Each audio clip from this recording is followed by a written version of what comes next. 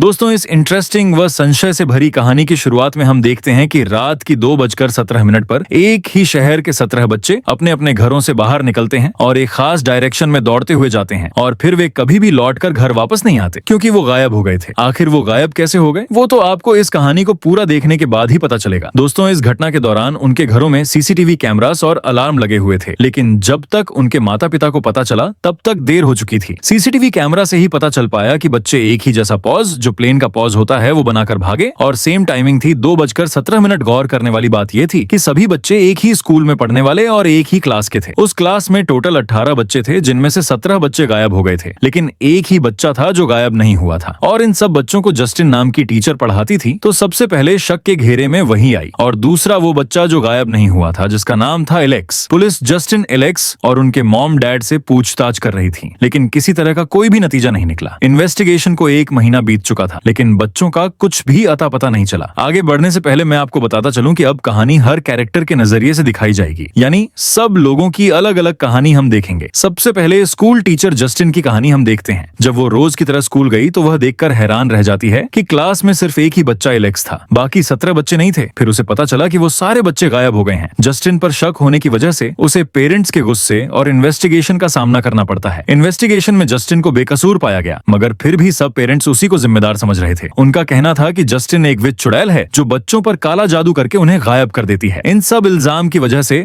Justin बहुत disturb रहने लगी, इसीलिए उसने शराब पीना शुरू कर दिया था। जब तक इन्वेस्टिगेशन चल रही थी, स्कूल को भी बंद कर दिया गया, लेकिन फिर 1 महीने के बाद नए बच्चों के लिए स्कूल को रीओपन किया गया। उसी दिन एक बड़ी पेरेंट्स मीटिंग बुलाई गई, जिसमें सभी पेरेंट्स के साथ ही वो पेरेंट्स भी आए थे जिनके बच्चे गायब हो गए। आज भी वो पेरेंट्स अपने बच्चों को गायब करने का इल्जाम जस्टिन पर ही लगा रहे थे, जिस पर वह अपनी सफाई में कहती है कि मैं बेकसूर हूँ, मैंने बच्चों का कुछ नहीं किया, बल्कि मैं तो बच्चों से प्यार करती हूँ। इस बात पर प्रिंसिपल भी जस्टिन का साथ देता है और कहता है कि यह सच कह रही है, ये बेकसूर है, उल्टा ये तो खुद ही पीड़ित और परेशान है। लेकिन तभी पेरेंट्स में से आर्चर नाम का आदमी बढ़ चढ़कर जस्टिन पर इल्जाम लगाने लगता है, यहाँ तक कि उसे विच यानी चुड़ैल तक बुलाता है। देखते ही देखते सब लोग बेकाबू होने लगते हैं और वो तो जस्टिन को मारने के लिए आगे बढ़ते हैं, लेकिन प्रिंसिपल जस्टिन का बचाव करता है। सिक्योरिटी के साथ उसे वहाँ से निकाल दिया गया और उसे कहा जाता है कि वह फौरन यहाँ से अपने घर जाए और घर से बाहर ना निकले। इसके बाद जस्टिन अपनी गाड़ी में बैठकर घर आ जाती। इस घटनाक्रम से वह काफी डिस्टर्ब हो गई, इसीलिए शराब पीने लगती है। लेकिन तभी उसके घर की बेल बजती है, तो वो आवाज लगाती है कि कौन है, लेकिन कोई जवाब नहीं आता। इसलिए वो दरवाजे के पास जाकर सुराग से झांकती है, लेकिन बाहर कोई भी दिखाई नहीं देता। उसे बहुत अजीब लगा। उसने खिड़की से बाहर हर तरफ देखा, फिर भी कोई नहीं मिला, इसीलिए वो रिलैक्स होकर जाने लगी। लेकिन अचानक दरवाजे पर जोर जोर से नॉक होना शुरू होता है, तो घबराहट में उसने बोला, कौन है? तुम्हें समझ नहीं आ रहा, जाओ यहाँ से। इसके कुछ देर बाद वो हिम्मत करके एक औजार लेकर बाहर आती है। उसने देखा कि कोई उसकी गाड़ी पर बड़ा सा विच लिखकर भाग गया है। अगली सुबह जस्टिन पुलिस के पास रिपोर्ट करने जाती है। इस दौरान उसे एक ऑफिसर दिखाई दिया जो जस्टिन का ही दोस्त था। फिर वह स्कूल जाती है तो प्रिंसिपल उसे कहता है कि आप स्कूल मत आइए तो बेहतर होगा, हालात बहुत खराब है। जस्टिन कहती है, तो क्या मैं एलेक्स से बात कर सकती हूँ? प्रिंसिपल उसे समझाता है कि पेरेंट्स बहुत गुस्से में हैं, कल आपने देखा ही था, इसलिए जब तक मामला ठंडा नहीं हो जाता आप स्कूल से और खासकर बच्चों से दूर रहें। इसीलिए वह उदास होकर वहाँ से चली जाती है। शाम को बार में वो अपने ऑफिसर दोस्त से मिलती है। उसके हाथ पर पट्टी लगी देखकर जस्टिन पूछती है कि यह कैसे हुआ। वो बताता है कि एक अजीब से केस के दौरान चोट लग गई थी। जस्टिन उसे बताती है कि सब मुझे विच समझ रहे हैं और किसी ने मेरी गाड़ी पर भी विच लिख दिया है। तब ऑफिसर किसी तरह उसका मूड ठीक करता है। अगले दिन जस्टिन ऑफिसर को कहती है, मुझे लगता है कि एलेक्स को कुछ तो पता है, हमें उससे बात करनी चाहिए। लेकिन ऑफिसर उसे मना करता है कि इन्वेस्टिगेशन चल रही है ना, उन्हें अपना काम करने दो और तुम इन सब में मत पड़ो। ये कहकर वो चला जाता है, लेकिन जस्टिन नहीं मानती और स्कूल से घर जा रहे एलेक्स का पीछा करती है और उसे घर के अंदर जाते हुए देखती है। फिर वो जाकर डोरबेल बजा देती है, लेकिन दरवाजा खोलने कोई नहीं आता। वो पूछती है कि अंदर कोई है, लेकिन कोई जवाब नहीं आता। घर से किसी भी प्रकार की आवाज नहीं आ रही थी, जैसे अंदर कोई नहीं है, जबकि थोड़ी देर पहले ही एलेक्स अंदर गया था और किसी ने उसके लिए डोर भी खोला था। इसलिए जस्टिन को यहाँ बड़ी गड़बड़ लगने लगी। उसे जानना था कि आखिर यहाँ चल क्या रहा है, मगर घर की सब खिड़कियों को पेपर से कवर किया हुआ था। फिर वह दूसरे गेट से घर की बैक साइड की तरफ जाती है, जहाँ पर किस्मत से एक विंडो से थोड़ा सा पेपर हटा हुआ था। जस्टिन अब उसी में से झांक कर देखती है तो घर के अंदर बिल्कुल अंधेरा था और अंधेरे में 2 लोग बैठे हुए थे। ये देख वो घबरा गई। हड़बड़ी में उससे वहाँ रखा शावल बेलचा गिर जाता है। ये देखकर वो और ज्यादा डर गई, लेकिन इस आवाज के बाद भी कोई बाहर नहीं आता। इसीलिए वो दोबारा झांक कर देखती है तो अब भी वो दोनों वैसे ही बुद्धू बनकर बैठे हुए थे जैसे कोई स्टैचूज हो। उसे यह सब बहुत अजीब लगता है और वो इस बारे में प्रिंसिपल से बात करती है कि एलेक्स के पेरेंट्स के साथ कुछ तो गड़बड़ है, एलेक्स किसी प्रॉब्लम में है और आपको अपनी तरफ से वहाँ चेक करना चाहिए। प्रिंसिपल कहता है कि ठीक है, मैं यह सब देख लूंगा, लेकिन तुम इन सब से दूर रहो प्लीज। इसके बाद जस्टिन वहां से रिंग्स लेने स्टोर जाती है, लेकिन वह बिल्कुल अनजान थी कि कोई लेडी उसका पीछा कर रही है। अचानक पीछे से आकर वो जस्टिन के बाल पकड़कर नीचे पटक देती है और बोतल दिखाकर धमकाने लगती है कि तुम घर आई थी ना। जस्टिन कहती है कि मैंने कुछ नहीं किया, मुझे जाने दो। लेकिन वो लेडी बहुत गुस्से में थी और जस्टिन के मुंह पर ड्रिंक गिराने लगती है। इतने में स्टोर में काम करने वाला लड़का उस लेडी को पकड़कर वहां से बाहर निकाल देता है। फिर घर आकर रात को वह सो जाती है। तभी उसे सपना आया जिसमें वह खुद को अकेले स्कूल जाते हुए देखती है। क्लास में आते ही उसने देखा कि सब बच्चे गर्दन नीचे करके बैठे हुए थे। घड़ी में 2:17 हो रही है और तभी एलेक्स सर ऊपर करके देखता है और अजीब सी स्माइल करता है। वो काफी डरावना किसी जोकर की तरह लग रहा था, जिससे डरकर जस्टिन की नींद टूट जाती है। फिर वो दोबारा सोने की कोशिश करती है, लेकिन लेटते ही अब ऊपर छत पर उसे कोई अनजान औरत दिखाई देती है, जिसका भी चेहरा जोकर जैसा था, जिससे डरकर वो चीख पड़ी और अब असल में वह जागती है और उसे एहसास होता है कि वह सपने के अंदर सपना देख रही है। पर अगले दिन जस्टिन फिर से एलेक्स के घर की तरफ जाती है और उससे बात करने की कोशिश करती है, लेकिन एलेक्स उससे बात नहीं करता। सिर्फ इतना कहता है मेरा पीछा मत कीजिए और अपने घर चला जाता है। लेकिन जस्टिन नहीं मानी। वो फिर जाकर दरवाजे पर दस्तक देती है, कहती है कि मुझे पता है आप लोग अंदर ही हैं, इसलिए बाहर आ जाइए। लेकिन फिर भी दरवाजा नहीं खुला। अब की बार जस्टिन जाती नहीं बल्कि घर के बाहर डेरा डाल लेती है और सोचती है कि कभी तो घर से कोई बाहर निकलेगा। लेकिन दोपहर से रात हो गई थी और कोई भी घर से बाहर नहीं आता। इस दौरान जस्टिन को अपनी कार में नींद आ जाती है। तभी अचानक घर का दरवाजा खुलता है। एलेक्स की माँ हाथ में कैंची लिए बाहर निकलती है और अजीब तरीके से दौड़ते हुए जस्टिन की तरफ आती है, लेकिन जस्टिन को सोता हुआ देखकर उसे कुछ नहीं कहती, सिर्फ कैंची से उसके बाल काट लेती है। खैर, यहाँ पर जस्टिन का पार्ट खत्म हुआ और अब हम आर्चर के नजरिए से अगला पार्ट देखेंगे। वही सिंगल बाप जो जस्टिन पर विच होने का इल्जाम लगा रहा था, क्योंकि आर्चर का बेटा भी गायब था, जिसकी वजह से वो काफी डिस्टर्ब चल रहा था। ज्यादा टाइम बस वो अपने बेटे की वही रिकॉर्डिंग देखता रहता था और कोई सुराग ढूंढने की कोशिश करता और पुलिस स्टेशन के चक्कर लगाता रहता, ये पता करने के लिए कि उसके बेटे की कोई खबर मिली या फिर नहीं। पुलिस वाले भी बस इतना कहते हैं कि इन्वेस्टिगेशन चल रही है, कुछ भी पता चलेगा तो हम आपको बता देंगे। फिर शाम को पेरेंट्स मीटिंग में वह जाता है। वहाँ वो जस्टिन पर फिर से इल्जाम लगाता है और मीटिंग के बाद भी वो जस्टिन का पीछा नहीं छोड़ता। वो जब शराब लेने स्टोर में गई थी, वहाँ से वो उसका पीछा करते करते उसके घर तक आ गया था और वही बेल बजाकर तो कभी दस्तक देकर जस्टिन को डरा रहा था और उसकी गाड़ी पर विच भी इसी ने लिखा था। रात में जब आर्चर सो रहा था, अचानक उसकी आंख खुलती है और उस वक्त 2:17 हो रही है। तभी उसे कुछ आवाज आती है। आर्चर को ऐसा लगता है कि जैसे उसका बेटा है। वो घर में हर तरफ देखने लगता है, लेकिन कोई दिखाई नहीं देता। तब अचानक दरवाजा खुल गया और वह भागकर बाहर देखने जाता है तो दूर उसे उसका बेटा दिखाई देता है, जो प्लेन वाले पोज में भागता हुआ एक घर में चला जाता है। आर्चर भी घर के अंदर चला गया और हर जगह बेटे को ढूंढने लगता है। इसी दौरान वो ऊपर वाले कमरे में चेक करने गया, जहाँ उसे बेड पर कोई लेटा हुआ दिखाई दिया, जो उसका बेटा ही था। आर्चर उससे पूछता है, बेटा तुम कहाँ चले गए थे? लेकिन वो कोई जवाब नहीं देता, जिससे आर्चर रोने लगता है और कहता है, बेटा मुझे माफ कर दो, मैं तुम्हारे पास नहीं था, तुम्हारे लिए कुछ नहीं कर पाया, मैंने तुम्हें बहुत याद किया, तुमसे बहुत प्यार करता हूँ मेरी जान। तभी उसके बेटे के चेहरे पर लाइट पड़ी, जिसमें उसके बेटे की जगह वही अजीब सा जोकर था, जिससे डरकर आर्चर की आंख खुल जाती है। उसे भी जस्टिन की तरह एक डरावना सपना आया था, लेकिन इस सपने से उसे कुछ तो क्लू मिल गया था। अब वो बाहर जाकर वहाँ के टावर को देखता है। उसे याद आया कि सपने में मेरा बेटा टावर की डायरेक्शन में ही भागा था, इसीलिए वो मैप नक्शा लेकर अपने घर से टावर की तरफ एक लाइन बना देता है। फिर वो एक और पेरेंट्स के घर जाता है जिनकी बेटी भी गायब हो गई थी। वो इनके घर से भी एक लाइन खींचकर निशान लगाता है। ऐसा वो इसलिए कर रहा था क्योंकि सभी बच्चों का गायब होना आपस में जुड़ा हुआ था, इसीलिए जहाँ भी दोनों लाइंस मिलेंगी वहाँ जो भी घर होगा, इसका मतलब ये होगा कि बच्चे उधर उसी घर में गए हैं। बस फिर क्या था, आर्चर इंटरसेक्शन वाले एरिया पर निशान लगाता है, यानी जहाँ लाइंस मिल रही थी, और उस जगह को देखने के लिए निकल जाता है। लेकिन तभी रास्ते में उसे जस्टिन की कार दिख जाती है, तो पहले वो उससे बात करने जाता है। जस्टिन उस वक्त फ्यूल स्टेशन पर फ्यूल डाला हुआ रही थी। आर्चर जब उसके पास आया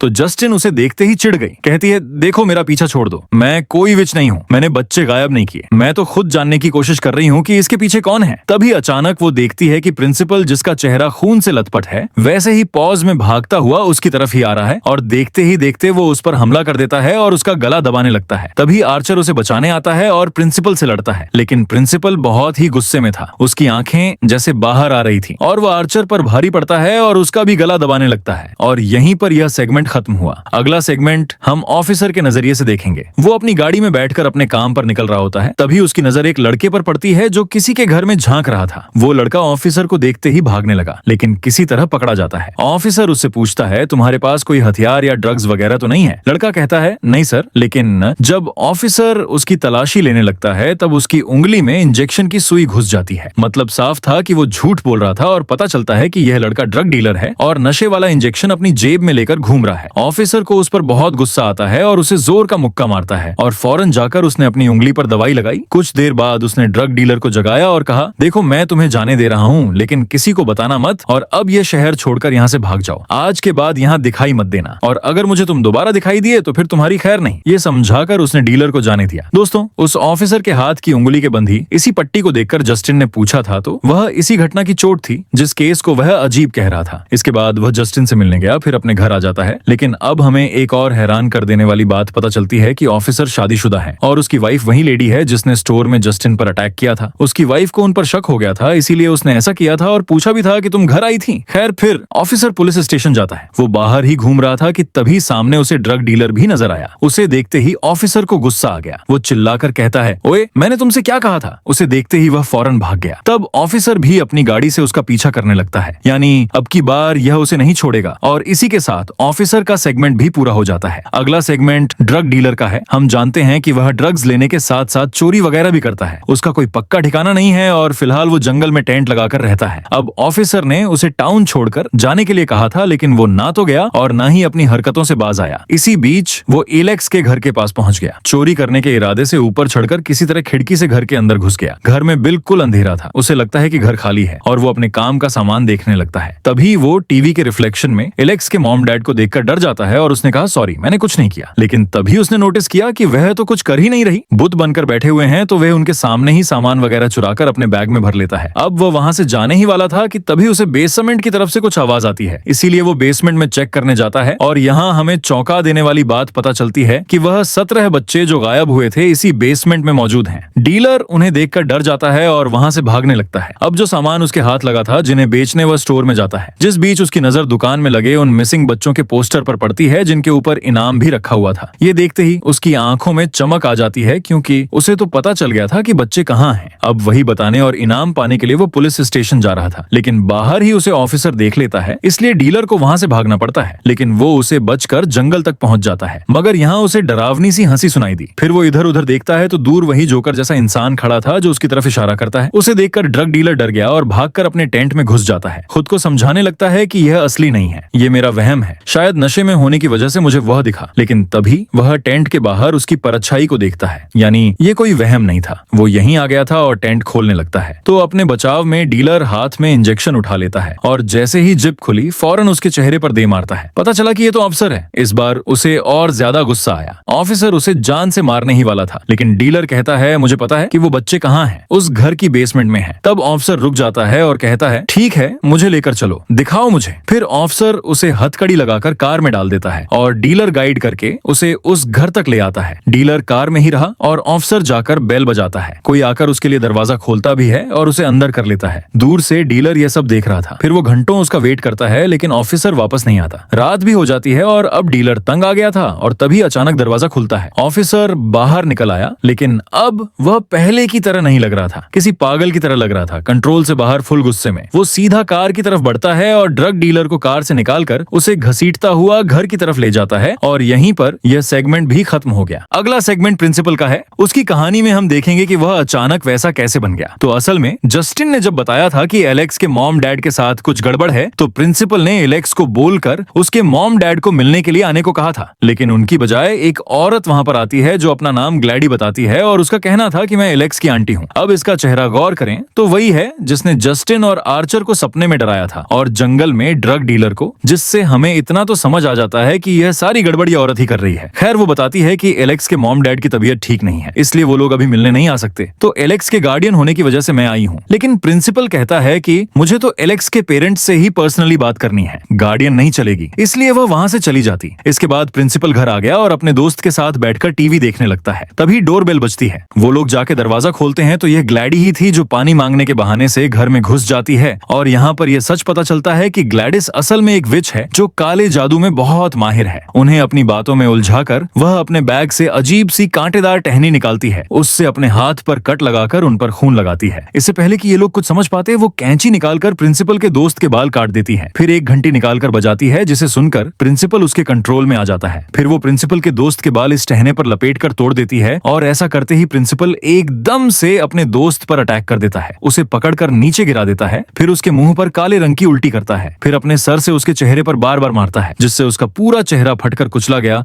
और दर्दनाक उसकी मौत हो जाती है। इसके बाद ग्लैडिस अपने बैग से जस्टिन के बाल निकालती जो उसने एलेक्स की मॉम से कटवाए थे जब जस्टिन अपनी गाड़ी में सो रही थी, और उसके बालों के साथ भी यही किया। टहनी पर लपेट कर टहनी को तोड़ देती है और उस पर भी काला जादू करती है। इसके बाद प्रिंसिपल भागकर जस्टिन को मारने जाता है, जो गैस स्टेशन पर खड़ी आर्चर से बात कर रही थी, जहां आर्चर ने उसे बचाने की कोशिश तो की, लेकिन प्रिंसिपल उसका ही गला दबाने लगता है। तब जस्टिन अपनी जान बचाकर स्टोर में भाग जाती है और कुछ देर बाद प्रिंसिपल आर्चर को छोड़कर जस्टिन की तरफ आने लगता है। वो स्टोर में घुस गया और जस्टिन का पीछा करने लगता है। ये देख वो दहशत में आकर इधर उधर भागने लगती है, लेकिन एक पॉइंट पर उसे भागने के लिए कोई रास्ता नहीं मिल रहा था। वो घबरा गई। खतरनाक तरीके से वो भागता हुआ उस तरफ आ रहा था, जो देखकर जस्टिन को लगा कि अब तो मैं गई, लेकिन तभी आर्चर बीच में आकर उसे रोक देता है। इस दौरान दोनों जख्मी हो जाते हैं। मौके का फायदा उठाकर जस्टिन सामने से ही भागने लगती है, लेकिन प्रिंसिपल, जिसकी आंखों में खून उतर आया था, फिर से उस जस्टिन के पीछे भागने लगता है। जस्टिन स्टोर से निकलकर भागती है और अपनी कार में बैठ जाती है, लेकिन प्रिंसिपल भी कार के पास आ गया था। विंडो को पीटने लगता है, फिर वो मुक्का मारकर कांच ही तोड़ देता है और जस्टिन को पकड़ने लगा, लेकिन पहले ही कार स्टार्ट हो गई थी। मगर प्रिंसिपल पर भी ऐसा काला जादू किया गया था कि वो अपने टारगेट को मारकर ही दम लेता था, इसीलिए वो मिसाइल की तरह पीछे पड़ जाता है, और इसी वजह से इस मूवी का नाम वेपन्स है। इसी बीच आर्चर भी स्टोर से बाहर आ गया था और सारा कुछ वो देख रहा था, इसीलिए वह भी अपनी कार लेकर प्रिंसिपल के पीछे जाता है, और तभी एक दूसरी कार आकर प्रिंसिपल को उड़ा देती है, जिससे वहीं उसकी मौत हो जाती है। फिर इन सब के बाद आर्चर जस्टिन से सॉरी बोलता है, क्योंकि वह समझ गया था कि इसमें उसकी कोई गलती नहीं है, बल्कि सच में वो तो खुद विक्टिम है। जस्टिन उसे माफ करके कहती है कि मैंने अपनी लाइफ में आज तक ऐसा कुछ नहीं देखा। आखिर उसके साथ हुआ क्या था? कुछ दिन पहले मैं जब उससे मिली थी तब तो वह बिल्कुल ठीक लग रहा था। आर्चर कहता है, मैंने भी ऐसा कभी कुछ नहीं देखा, लेकिन जैसे वो भाग रहा था वो मैंने गौर किया, वो बच्चे भी इसी पोज में भाग रहे थे। फिर वो मैप खोलकर उसे वही इंटरसेक्शन वाला एरिया दिखाता है। जस्टिन देखती है कि इंटरसेक्शन वाले एक पॉइंट पर जो घर था वो एलेक्स का ही घर था, और यहीं पर यह सेगमेंट पूरा हुआ। अगला पार्ट एलेक्स का है, जहां हमें एलेक्स की कहानी शुरू से दिखाई जाएगी और अब जाकर सारे राज्य खुलेंगे। तो यहाँ पर हम एलेक्स को देखते हैं, जो कि रोज की तरह अपने स्कूल जाता है। फिर स्कूल के बाद उसके डैड उसे लेने आए और घर ले जा रहे होते हैं, और उसे बताते हैं कि तुम्हारी आंटी ग्लैडिस घर पर रहने आ रही हैं। एलेक्स कहता है कि वो क्यों आ रही हैं? मैं उनके साथ कैसे रहूंगा? मैं तो उनको जानता तक नहीं। तब उसके डैड समझाते हैं कि बेटा वो बहुत बीमार है और उनका हमारे सिवा कोई नहीं है, वह भी हमारी फैमिली का हिस्सा है और इस वजह से हमें उनकी मदद करनी पड़ेगी। इसके बाद रात में हम देखते हैं कि एलेक्स अपनी विचेस वाली किताब पढ़ रहा होता है। तभी वो नोटिस करता है कि उसके डैड आंटी ग्लैडिस को ले आए। उसने देखा कि वो काफी बूढ़ी और बीमार लग रही हैं, जो अपने साथ खास किस्म का पौधा भी लाई थी, जिसे इग्नोर करके एलेक्स सो जाता है। फिर उसके डैड स्कूल छोड़ने जाते हैं, लेकिन छुट्टी के बाद वो एलेक्स को लेने नहीं आते। सब बच्चों के पेरेंट्स उन्हें ले जा चुके थे, सिर्फ एलेक्स ही रह गया था। काफी देर वेट करने के बाद अब वो पैदल घर जाने का फैसला करता है। वो सोच रहा था कि आखिर डैड मुझे लेने क्यों नहीं आए, वो कहाँ बिजी होंगे। लेकिन जब वो घर पहुंचा तो देखता है कि उसके डैड तो घर पर ही थे, लेकिन वो नॉर्मल तो नहीं लग रहे थे। वो किसी पपेट की तरह बैठे थे और रोबोट की तरह बातें कर रहे थे, जैसे वो किसी की कठपुतली हो और कोई उनसे ये सब बुला रहा हो। सेम हाल उसकी माँ का भी था। एलेक्स सोचकर परेशान हो रहा था कि मेरे मॉम डैड के साथ ये क्या हो गया। तभी वहाँ पर ग्लैडिस आ गई, जो पहले से काफी बेहतर लग रही थी। अब एलेक्स विचेस वगैरह की कहानियां तो पढ़ता रहता था, इसीलिए उसे समझ लग जाती है कि ये कोई विच है और इसने मेरे मॉम डैड को कुछ कर दिया है। एलेक्स उन्हें होश में लाने के लिए उनके फेस पर पानी मारता है, लेकिन इसका कोई असर नहीं होता।